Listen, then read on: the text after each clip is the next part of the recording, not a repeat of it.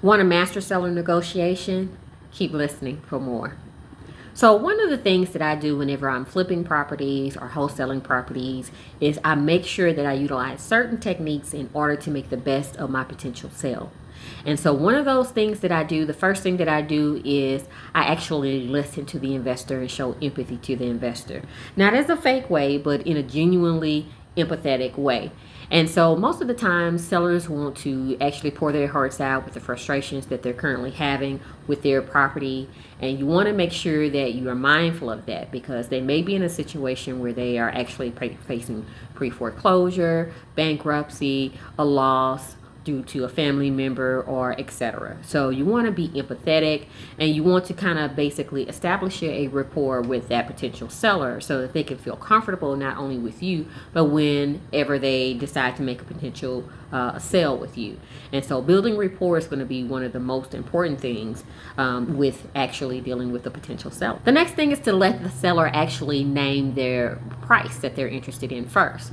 So before you jump in with potential price, you want to make sure that you're speaking with the actual potential seller and allowing them to do all of the talking. So you listen, you build a rapport, you allow them to actually tell you what they're asking price. Now, a lot of sellers will not actually do this. They're smart enough to recognize that actually naming a price may actually do a little damage to them.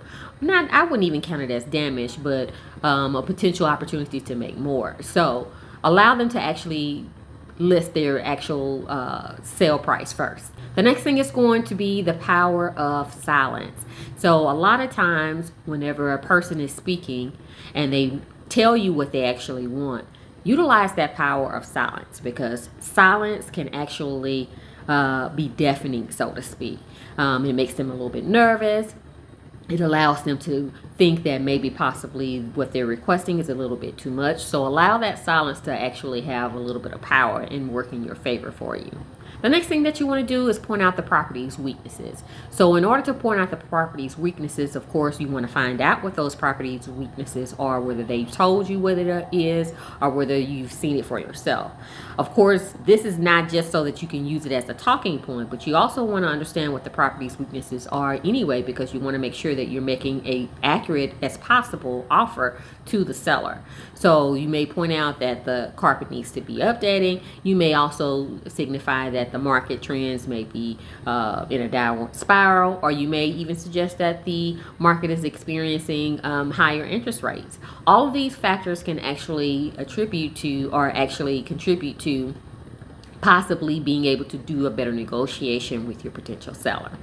The next step is going to be offer a fast free close. So many times I may say that I'm willing to pay cash, or that we can close within a 2-week time frame. And a lot of sellers actually want that quick turnaround. They're actually in a need for cash. They're actually in a need for maybe an opportunity where they need money to get out of town or get out of Dodge. Basically, you never know what the person's reasonings are. But if you throw out an offer, make sure that it's a good offer that makes sense for you, of course. But throw out that you can pay cash. If you're only able to pay cash, throw out that you can actually close within a short period of time, and make sure that you keep your word in being able to do that. Hope the information in this video helps. If you have any questions, feel free to drop a line down in the comments. Thanks for watching, and talk to you soon.